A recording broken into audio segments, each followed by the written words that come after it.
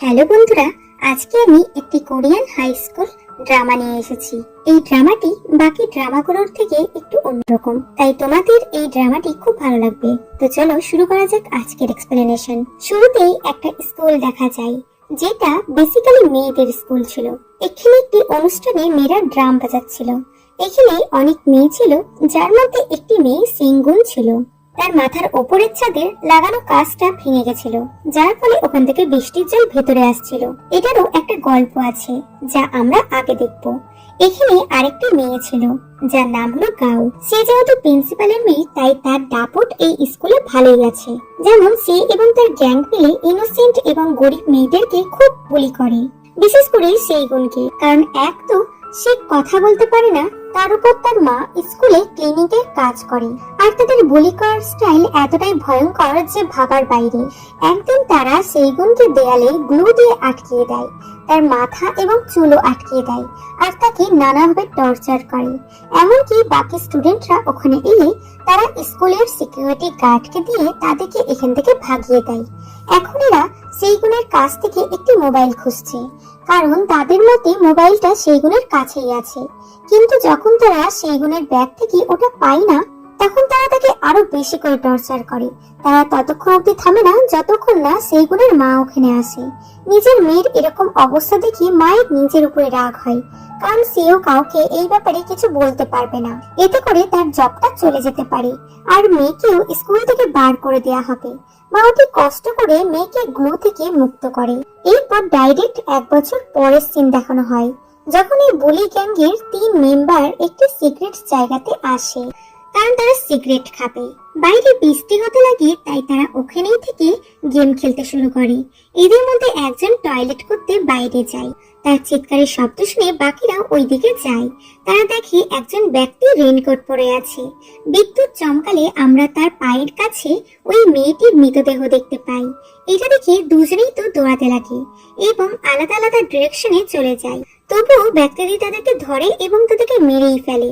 আমাদের প্রথমে মনে হয় যে এগুলো সব সেই গুণের মা করছে, কারণ তার মেয়ের জীবন এরাই নরক বানিয়ে দিয়েছে।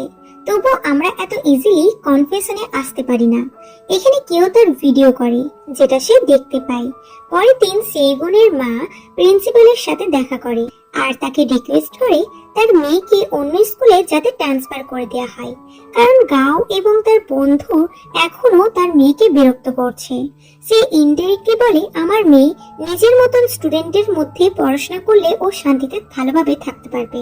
বাট প্রিন্সিপাল ইনডাইরেক্টলি না করে দেয় যে আমি যদি ওর ট্রান্সফার করে দিই, তাহলে সবাই ভাববে প্রিন্সিপালের সাথে ওর মায়ের কোনো রিলেশন ছিল, তাই মেয়েকে অন্য স্কুলে পাঠিয়ে দিয়েছে। এরই মধ্যে মিসিং স্টুডেন্টের রিপোর্ট লেখানো হয়ে গেছে, তাই প্রিন্সিপাল একবার এসে নিজের মেয়ে কাউকে বলে তাদের মিসিং হওয়ার পিছনে তোমার হাত নেই তো। এতে সে না করে চলে যায়। এদিকে পুলিশ ওই জায়গাটিতে যায় যেখানে মেয়ে টানতে বারবার আসতো। পুলিশ ওখানে তাদের মৃতদেহ তো পায় না, তবে একটা কাগজের তৈরি পাখি দেখতে পায়, যেটা ওই 3 জনে সেই গুণের কাছ থেকে কেড়ে নিয়ে এসেছিল। এরপর পুলিশ স্কুলে আসে আর গাও এবং সেইগুনকে কোশ্চেন করে। সেইগুন যেহেতু কথা বলতে পারে না, তাই পুলিশ তাকে লিখে বোঝাতে বলে, কিন্তু তার মা চলে আসাতে বা সে ভয় পেয়ে যাওয়ার কারণে সেও লিখতে পারে না। আর কাউকে জিজ্ঞাসা করলে সে বলে ফ্রাইডেতে সে পেপার বোট রিলিজ করার জন্য গেছিল, যেখানে সে জলে পড়ে যায়। এতে তার ফিভার হয়, তাই সে বাড়িতেই ছিল। তার কাছে ডক্টরের স্লিপও ছিল, যার কারণে পুলিশ তাকে বেশি কোশ্চেন করে না। সিন কিছুদিন পেছনে যায়, আর সেইগুন স্কুলে বসে ড্রয়িং করছিল, যেটা অনেকটা মার্ডারের সিনের মতন। এখানে কোনো মানুষকে গলা কেটে খুন করা হয়, আর তাকে যেখানে কবর দেওয়া হয় তার ওপর হলুদ রঙের ফলের গাছ ছিল। সে পেপারটা 4 ভাগে কাটে, তারপর সেটা দিয়ে ওই পেপার বাট তৈরি করে, যেটা পুলিশ ওই ভাঙাচোরা জায়গা থেকে পায়, এবং সেইগুন ওই কাইচিটি টেবিলের নিচে লুকিয়ে রাখে। বর্তমানে ওই 3টে নিখোঁজ মেয়ের পরিবার পাবলিকের কাছে প্যাম্পলেট বিলি করছিল, যে যদি কেউ জানতে পারে তাদের মেয়ে কোথায় আছে, তাহলে তারা যেন তাদেরকে জানায়। এদিকে সেইগুন মায়ের সাথে শপিং এ আসে, যেখানে দোকানদার সেই গুণের গায়ে হাত দেয়, যা দেখা মাত্রই মা তাদের মধ্যে চলে আসে। এবং বোঝা যায় যে সে নিজের মেয়েকে কাউকে টাচ করতে দিতে চায় না। এখানে আমরা একটি গাঢ় হলুদ রঙের ফল দেখি, যেটার গাছ নাকি তাদের বাড়ির পেছনের গার্ডেনে আছে। সেইগুন বাড়িতে যাওয়ার সময় নোটিস করে কেউ তাদেরকে ফলো করছে। তার দেখাতে ব্যক্তিটি ওখান থেকে পালিয়ে যায়। এরা বাড়িতে এলে তারা দেখে তাদের পাশের অ্যাপার্টমেন্টে একটি নতুন ভাড়াটিয়া এসেছে। ব্যক্তিটি হলো লিন, যে সেইগুনের স্কুলেই কাজ করে। পরিচিত লোক হওয়ার কারণে সেইগুনের মা একটু নিশ্চিন্ত হয়। তখন এরা সিঁড়ি দিয়ে ওপরে আসছিল আর লিনের ফার্নিচারও তোলা হচ্ছিল, তাই ফার্নিচারে যেহেতু সেইগুনে লাগতে যাচ্ছিল কি লিন তাকে ধরে সাইডে করে। এতে মা খুবই রেগে যায় আর সেইগুনের দিকে এমন ভাবে তাকায় যেন সে তাকে কোশ্চেন করছে, তুমি কেন কোনো পুরুষ মানুষকে তোমাকে ছুতে দিলে। এরপর ঘরে এসে সেইগুন খুবই ভয় ভয়ে ছিল, যেন তার মা তাকে মারবে। এদিকে তার মা ঘর পরিষ্কার করে আর তখন তার হাজবেন্ডের পিকচার দেখে, যে আসলে সেইগুনের স্টেপ ফাদার ছিল, যে 5 বছর ধরে বাইরে আছে কাজের সূত্রে। মা বাইরে বৃষ্টি হচ্ছিল তাই রেনকোট পরে কোথাও যায়। তো এদিকে গাও তার সমস্ত বন্ধুদের মেসেজ করে এবং একটি জঙ্গলের মতন জায়গায় ভাঙাচোরা বাসে চলে আসে। বেসিক্যালি সে এখানে সিগারেট খেতে এসেছে। সে বন্ধুদের মেসেজ পড়ছিল, তখন একটি শব্দ হয়। এতে তার ফোন হাত থেকে পড়ে যায়। তখন কোনো ব্যক্তি হাতুড়ি দিয়ে তার উপরে অ্যাটাক করে। গাও নিজেকে বাঁচাতে ফায়ার এক্সটিংগুইশার ইউজ করে। এতে ব্যক্তিটি কিছুক্ষণের জন্য দূরে সরে গেলেও সে আবারও ঘুরে আসে আর গাওকে খুন করে দেয়। এরপর স্কুলের অ্যানুয়াল ফাংশনের রিহার্সেল দেখানো হয়। এই দিন একটি ওল্ড টিচারের রিটায়ার হবে, তাই সেইগুনের মা তাকে কুনকুট নামের ফ্রুটস গিফট করে, যেটা গাঢ় হলুদ রঙের। আর তার বাড়ির পিছনেই এই গাছটি লাগানো আছে। ওই ওল্ড টিচারকে ছাড়তে লিন যায়। এদিকে স্কুলের অনুষ্ঠানে সেইগুনকে দেখা যায়, যে এখানে নিজের সামনে একটি বিশাল বড় পায়রা কল্পনা করছিল, যেন সে তাকে কিছু মনে করাচ্ছে। ওই রুমের ছাদে কাঁচটা ভাঙা ছিল, যেটা রিপেয়ার করতে লোক এসেছিল এবং ওটা ঠিক করে ওখান থেকে চলে যায়। তখন ভেতরে সেইগুনের মা সেইগুনকে কোথাও দেখতে পায় না। এতে সে চিন্তায় পড়ে যায়। ওখানে প্রিন্সিপালও চিন্তায় ছিল, কারণ তার মেয়ে গাও কয়েক ঘন্টা ধরে গায়েব আছে। এরপর ড্রাম বাজানোর বন্ধ হলে প্রিন্সিপাল যেই দড়ি টেনে বেলুন ফাটানোর জন্য, সঙ্গে সঙ্গে ওখান থেকে তার মেয়ের গাওয়ের মৃতদেহ ঝুলতে লাগে। এই দৃশ্যটা খুবই ভয়ানক ছিল, তাই সমস্ত স্টুডেন্টরা এদিকে ওদিকে দৌড়াতে লাগে। তারই মধ্যে সেইগুনের মা এখনো নিজের মেয়েকেই খুঁজছিল, বাট সে তাকে কোথাও পায় না। পুলিশ প্রিন্সিপালকে বলে, এতে কি আপনার কাউকে সন্দেহ আছে? সে লিনের নাম করে। সিন আবারও 5টে শিফট হয়, যখন লিনের বাড়ি প্রচন্ড ঝড়ে ভেঙে গেছিল। স্কুলের সিনিয়র টিচার যে সবাইকে রেস্কিউ করতে এসেছিল, সে লিনকে বাঁচায় এবং তাকে স্কুলে একটি কাজ দেয়। কিছু সময় পর লিনের মেয়ে একটি দুর্ঘটনায় মারা যায়। আর তারপর থেকে লিন নিজের মেয়ের বয়সে সমস্ত মেয়েদেরকে ফলো করে। এতদিন প্রিন্সিপাল এগুলো গুরুত্ব দেয়নি, কিন্তু এখন নিজের মেয়ের মৃত্যুর পর সে লিনকে সন্দেহ করছে। তবে সে পুলিশকে এটা বলেনি যে লিনের মেয়ে এই স্কুলেই পড়তো, আর তার কিভাবে মৃত্যু হয়েছে সেটাও সে বলে না।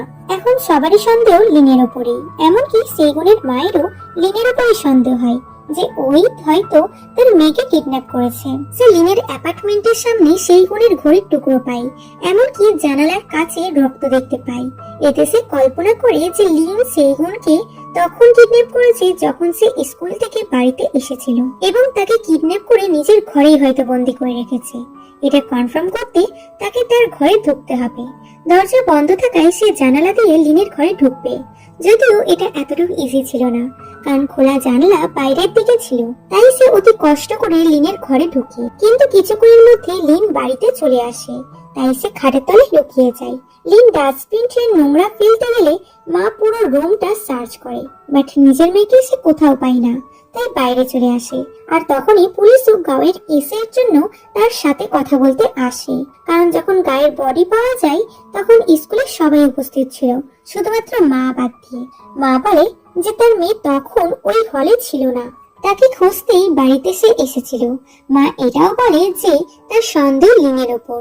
তাই পুলিশ সিসিটিভি ফুটেজ চেক করে দেখে লিন কিছুক্ষণ আগে ডাস্টবিনে কিছু ফেলতে এসেছিল, তাই তারা ওখানে আসে চেক করতে। তখন কেউ তাদের উপর নজর রেখেছিল এটা মা দেখা মাত্রই তার পিছনে দৌড়াতে লাগে। পুলিশও তাদের পিছনে দৌড়ায়। ব্যক্তিটি দৌড়াতে দৌড়াতে এসে একটি গাড়ি ধাক্কা লেগে পড়ে যায়, যে অন্য কেউ নয় বরং ওই পুলিশ অফিসারেরই ছেলে। জানা যায় যে তার ছেলের উপরে মেয়েদের সিক্রেট ফটো তোলার কেস আছে। এর জন্য বাবা তাকে খুব মেরেও ছিল। তারপর থেকেই সে বাড়ি ছেড়ে পালিয়ে গেছিল, আর এখন তো সে একজন বড় ধরনের ক্রিমিনাল হয়ে গেছে। এই জন্য বাবা তাকে থানার মধ্যেই বিশাল মারে। আর তার ক্যামেরাতে কিছু ফুটেজ ছিল, যা দেখে বোঝা যায় যে সত্যি সেই গুণকে কিডন্যাপ করা হয়েছে। মা এসে ছেলেটিকে বলে, তুমি কেন আমার মেয়েকে বাঁচাওনি, কেন পুলিশকে ইনফর্ম করনি? সে বলে, আমি ওকে বাঁচানোর চেষ্টাই করছিলাম। এটা শুনে মা চুপ হয়ে যায়। ক্যামেরাতে আরো অনেক ফুটেজ ছিল, যার মধ্যে কিছু প্লে করলে দেখা যায় যে সেইগুনের মা সেইগুনকে খুব মারতো। যখনই সে কোনো পুরুষের কাছে যেত বা কোনো পুরুষদের কাছে আসতো, তখনই মা তাকে খুব মারতো। এটা দেখে পুলিশ মায়ের উপরে চাইল্ড অ্যাবিউজের কেস লাগিয়ে দেয়।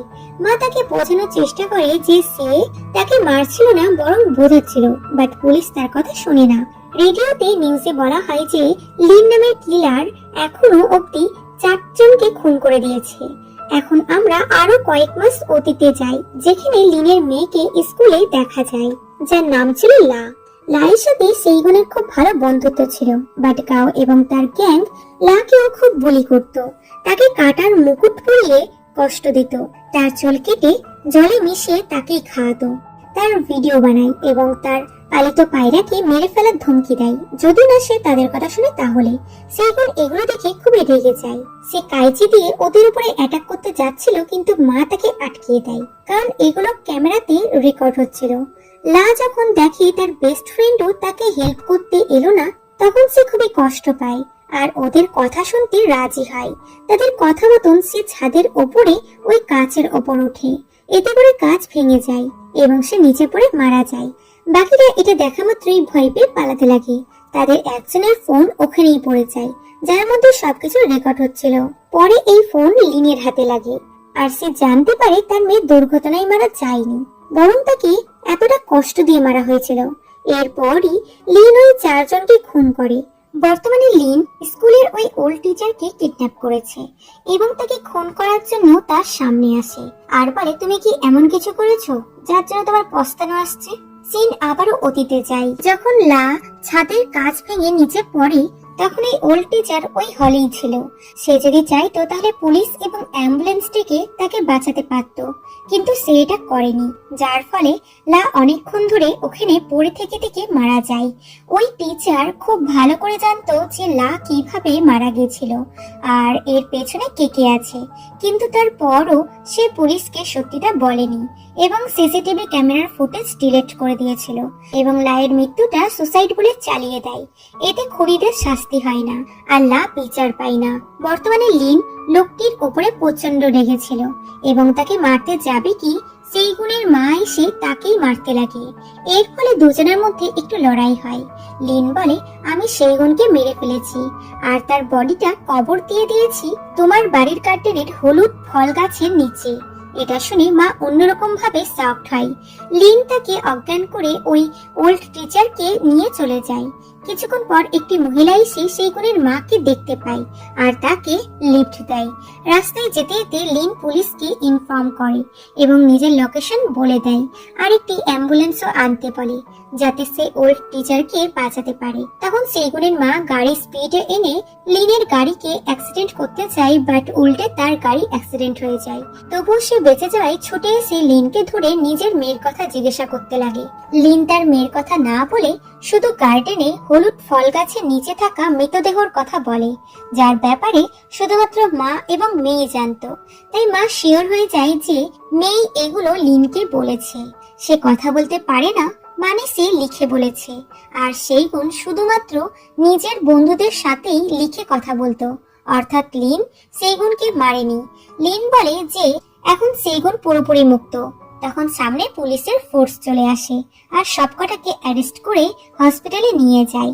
সিন আবারও 5 বছর পেছনে যায়, যখন সেইগুনের মা কাজ থেকে বাড়িতে ফিরে আর বাথরুমে কিছু দেখে প্রচন্ড শকড হয়। এরপর নিজের হাজবেন্ডকে দেখে যে একদিন আগেই বাড়িতে ফিরেছে। সে মাকে এইরকম ড্রেস পরে থাকতে দেখে তার উপরে প্রচন্ড রেগে যায় এবং তাকে মারতে লাগে। আর ঘর থেকে বার করে দেয়। মা প্রচন্ড জখম ছিল এবং সামনে থাকা ধারালো অস্ত্র দেখছিল, কারণ সে কিছুক্ষণ আগে বাথরুমে যা কিছু দেখেছিল তা তার হাজবেন্ডের জন্যই হয়েছে। বর্তমানে লিনকে পুলিশ স্টেশনে আনা হয়। পুলিশ তাকে সেই গুণের লিনকে পাঠানো লেটার দেখায়, যেখানে লেখা ছিল হেল্প মি, আর বলে কেন সেই গুণ তোমার কাছে হেল্প চেয়েছিল।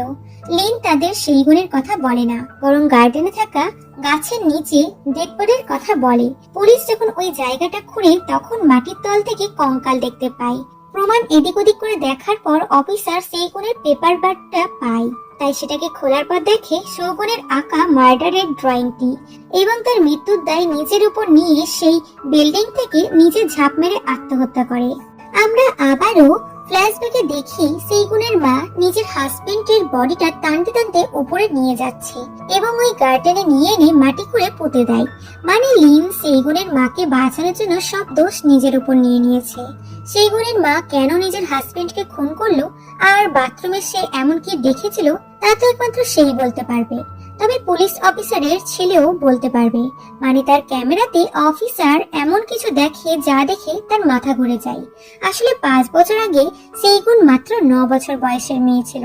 তার সৎ বাবা এতটুকু একটা বাচ্চা মেয়ের সাথে ওই খারাপ কাজ করে, তারপর মাকে ধরে মেরে ঘর থেকে বার করে দেয়।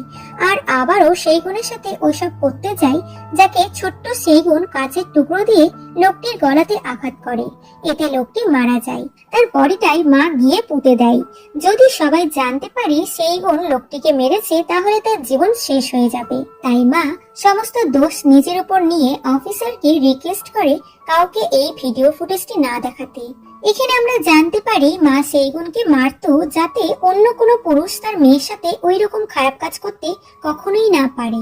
অফিসার তার উপরে দয়া দেখায়, কারণ এতে করে 14 বছরের মেয়েটির জীবন নষ্ট হয়ে যাবে।